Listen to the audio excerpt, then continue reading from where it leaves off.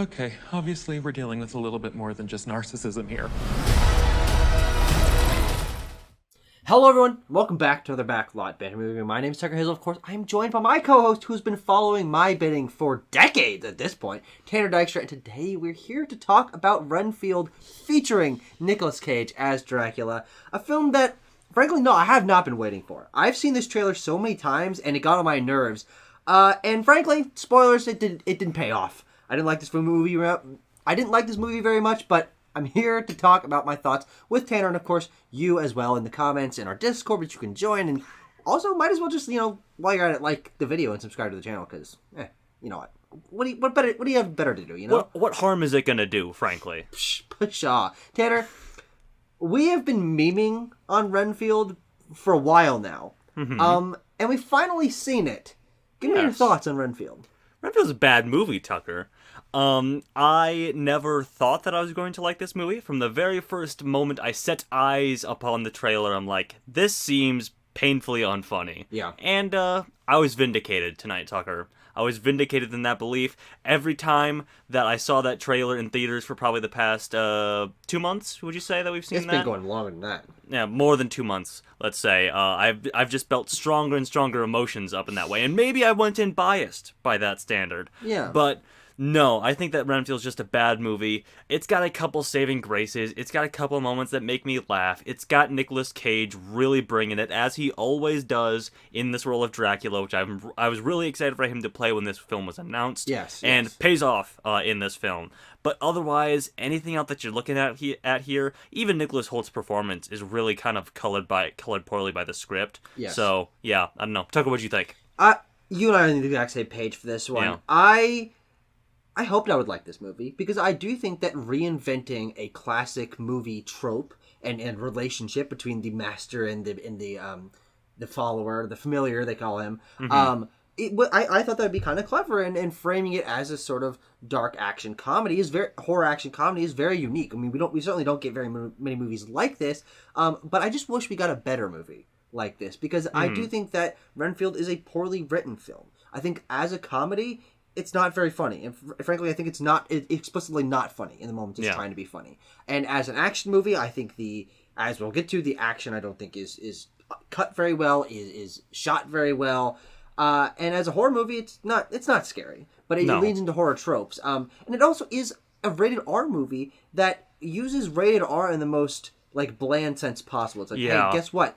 We're gonna see him pull off a guy's arms, and that's why it's rated R. Is because he's doing something wacky.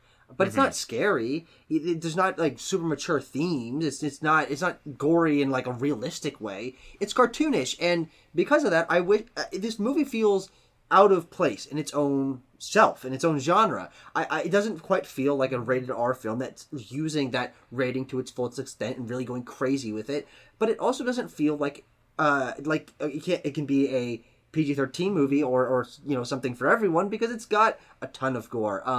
And my biggest complaint is that this film, the conceit that was sold in the trailers of Renfield going to a support group and talking about abusive relationships, that is the conceit this movie has, and that's the conceit this movie has. And it really focuses so hard on that. I found it to be incredibly frustrating and kind of demeaning, because it doesn't let you take its own themes in any way, shape, or form. It's constantly reminding you that the theme is that he's a codependent and he's going to get out of this toxic relationship, and every scene has something to that effect, and I found that to be patronizing at certain moments, and it really undercuts the script in so many moments.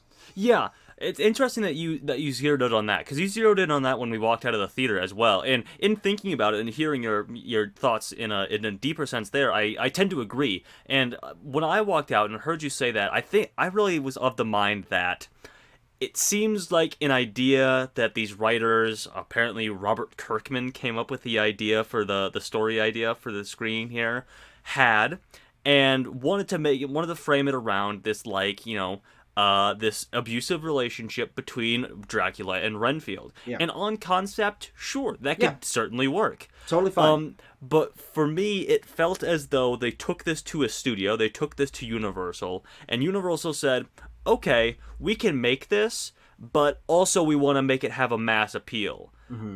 So we're going to set it in the modern day. We're gonna Deadpoolify this thing with like our quips, with our hero tearing through like faceless mercenaries and tearing their arms off and doing lots of CGI blood splatter and stuff like that. Lots of CGI blood that doesn't affect the world. It just like gushes of blood, and then Renfield doesn't have a drop on him. It's exactly, yeah. And we're gonna have him say shit and fuck in every other sentence because it's rated R, baby. It's for and it's for you, and you can understand it. And I think that is really the weakness here. Yeah, that is also. So there's 3 aspects to this film. There's the Nicolas Hoult and Nicolas Cage Renfield Dracula dynamic. Absolutely the highlight of the film. It's why you're in your seats. Their performances are the best parts of the film. Nicolas Cage giving one of the hammiest performances he's ever given. Leaning into this role, really selling these motions, and the facial expressions are so powerful. Really and doing ridiculous. like a Bela Lugosi by way of Nicolas Cage, which is really great. Yeah. Yeah, but I also think that his dynamic with Nicolas Hoult in the Dracula-Renfield relationship is really fun because Nicolas Hoult, I think you're right, is undersold by the script, but I think his performance is good with what he's given because his facial acting for when he's terrified or he's feeling powerful, I think he does a great job with that. And his physical comedy, I think, is also another one of the strong suits of this film. But that's one aspect, and I think the film nails that aspect. And that's what the movie's being sold on. So if you hear this compliment, you're like, that's what I'm going for, then by all means, go for it. Go see the film. But there are 2 other aspects to this film. The second aspect is the message aspect of the film. It's like, hey, you can be powerful. You can be your own person. You can get out of your toxic relationships if you just believe in yourself. It's a lot of cat poster believe. You got to believe in yourself sort of shit.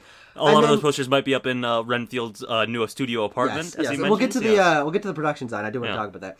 And then the third aspect is the city of New Orleans is an incredibly corrupt police city. Oh yeah, we should talk about the police story. Awkwafina's character Rebecca is involved in the police, and she has a sister, and her father died, and there's a whole plot line there, and then there's Ben Schwartz is in this movie, and he's a drug dealer, a mafia kind of guy, and he's got a mom, and they've got a lot of guys, and that stuff is terrible. It's genuinely terrible. Yeah. And it feels like it's from a different film, because it felt like they needed to pad out the amount of bodies that he was going to tear through. We had to introduce another character for him to talk to through Awkwafina.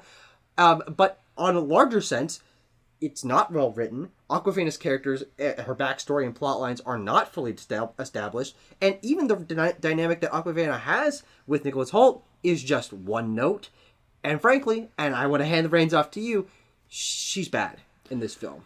Yeah, Awkwafina hasn't been good in the movie since like Crazy Rich Asians. I liked her in The Farewell. I liked her in, but otherwise she's doing her Awkwafina shtick, and I don't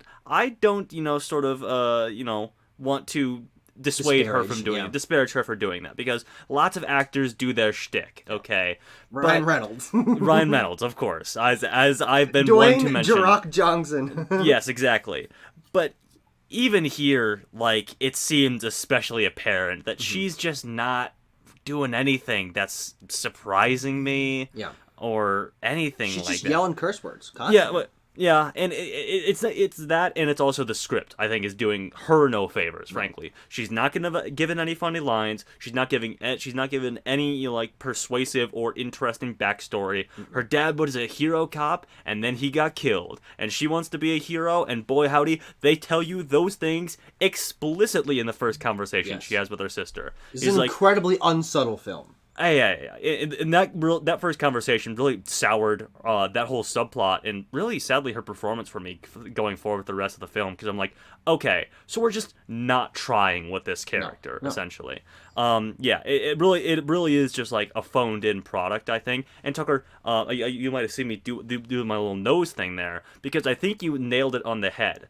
I think that idea is, either a quick written sort of addition to this film, or from another film where they tacked it on to this initial Renfield idea that I was talking about at the beginning, and it shows. It feels very tacked on. It is super uninteresting, and just weighs down the whole narrative. This movie's only 90 minutes long, and it feels much longer because we have so much superfluous stuff going on in this film. Yeah, And it also just takes away from where the film works. If this had been hyper-focused on the Renfield and Dracula dynamic, Absolutely. sprinkled in with a little bit, I think less, but a little bit of the support group idea, which, again, on face level is not bad. It has to be more subtle. It has to We work can a bit flesh more out naturally. those, make them the side characters. Sure, absolutely.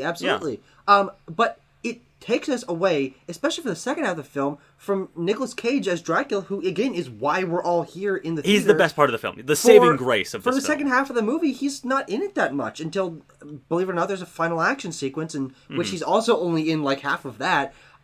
So I think Renfield just kneecaps itself at basically every juncture. It is a very cheap movie. Apparently, they shot on location in New Orleans, but you will not get a sense of that whatsoever. They don't utilize the location or the culture or the intrigue of setting it in New Orleans at all. There are frankly multiple moments where they could be doing something in New Orleans, but it just is like a green screen backdrop, or it's at night, so why the hell does it matter? And the action, again, I want to talk about the editing and the cinematography. Yeah. The action, I think, has moments of creativity, and I like the idea of it being ridiculously over the top and pulling off arms and knocking off heads and stuff. Sure, it's crazy, it's ridiculous. I don't mind that. Yeah. It gives it a little bit of a distinct edge. But the way that this film is edited and shot is that the camera is constantly doing this, and it's going across every motion, and everything feels like the camera is attached to a body part, and there's no way to see what's happening, to feel the flow of the combat, to feel the sense of spectacle of the crazy powers that Renfield has. I think the action is pretty bad in this movie, which is a shame because on concept, hey, crazy vampire action with lots of blood should be fun, but it's not presented in a way that has enough visual clarity for me to really get into it. No, and for me, it's really not even that creative. Like, it's just kind of like enhanced people ripping arms off, and people. Renfield doesn't really have any power except for jump high and be strong. Yeah, exactly. It doesn't innovate on its premise at all with the action here. And Tucker, you bring up great points. It's not edited well. The camera moves and cuts much too quickly to get a sense of any space or timing with any of these things. Yep. Chris McKay, famously the director of the Lego Batman movie and the Tomorrow War. Yeah. So I think just maybe not accustomed to directing this kind of action when he really should have been. And, finding a way to visually convey the strength, speed, and impact of, a superhuman being doing this kind of thing in an innovative way. Because, Tucker, believe it or not, we've seen a lot of really strong people jumping across people and beating up soldiers who are shooting at them. Yes. You need to spice it up a little bit, okay? Especially if we're breaking out of, like, the superhero genre and going into something a bit more supernatural. Have fun with it. Be a little bit more creative. Outside of... These people are like just bags of blood waiting to be burst open by whenever they like get knocked over by Renfield. Yeah. Just not very interesting. No. Tucker, I want to talk about some production stuff here. You want to jump on production design? I want to applaud the makeup here actually, particularly on Nicolas Cage, because of course he's got his classic Dracula getup where he's all in like this very pale white face paint with his hair slicked back. He's got the cloak on and stuff like that. But something that's not conveyed in the trailer, so spoilers I suppose, is he gets like burnt to a crisp at the very beginning of this film, and there's a good chunk of it where he's like this like mangled, halfway grown back sort of corpse, and it looks really great. It looks very monstrous and very horror inspired. I'm like, that is good makeup. And then throughout the course of the film, he sort of comes back, regrows a little bit more until ultimately he's back to his full Dracula form. And throughout all of that, Nicolas Cage's performance comes across. He is always doing the same shtick. He's not like hampered by this makeup at all, I don't think. No. He's always bringing it. And again, I will say, I'll keep reiterating, the saving grace of this film, each and every line delivery, none of it is phoned in. Always 100%.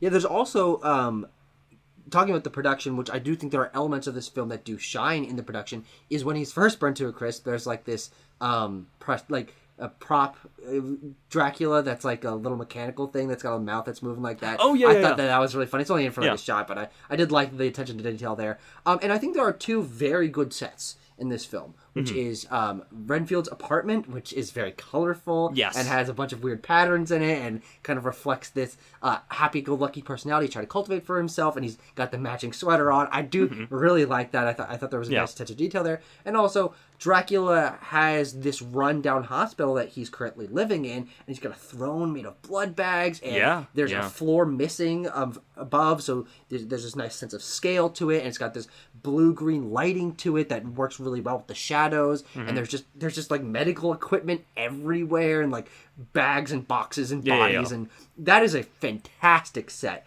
But that attention to detail is not applied anywhere else. It's generic warehouses and apartment complex and mafia building and not very interesting locations, when clearly they had the ability for some of them to make them look very good and be very visually creative, but that is not applied equally across the entire film. No, Just a patchy movie. Just a really patchy movie, really patchwork, really slapdash together, really like lazy. Ultimately, I think. Just kind of cashing in on this initial idea and just sort of smothering it in this really just dismal and gray and uninteresting sort of 90% of the film, I would say. They really just drowning out that initial idea, whatever it might have been. I don't know. Ben Schwartz is in this. He's not very funny, but he's kind of doing his whiny Ben Schwartz shtick. He's doing the same thing. He's doing the same thing. Yeah. He's got a mafia mama, if you will. Go watch that review. Yeah, that will be up either before or soon after this. It'll be up when you see this, basically. But yeah, Tucker, anything else to add about Renfield? No, I'm just disappointed. I think that with the premise and our two main actors, who I both love, this could have been so much more. And revisiting Universal monsters is something that I'm always willing to give a shot. Yeah. It doesn't pay off almost ever. I think this is another addition to that. But this is, luckily, and I think somewhat refreshingly, even though it didn't pay off, a different spin on that. It's more modernized, it's fitting into the current tropes and reinventing horror and these classic characters in a kind of unique way. So at least it's not us doing another Dracula Untold or whatever, you know. I see what you mean, The Wolfman from 2009 or whatever. It is a modern take on this, and I do respect it for that, but I also don't respect it for anything else. So for me, this is getting a 3 out of 10. I think it's a bad movie. Yeah, I'll also give it a 3 out of 10. No good stuff from Renfield. I was about to say go see Mario again. I'm sure you'll go see Mario again, but actually go see Mafia Mama again. Yes. That review coming soon. Very excited to get to that one. Thank you for watching, everyone. We'll see you next time.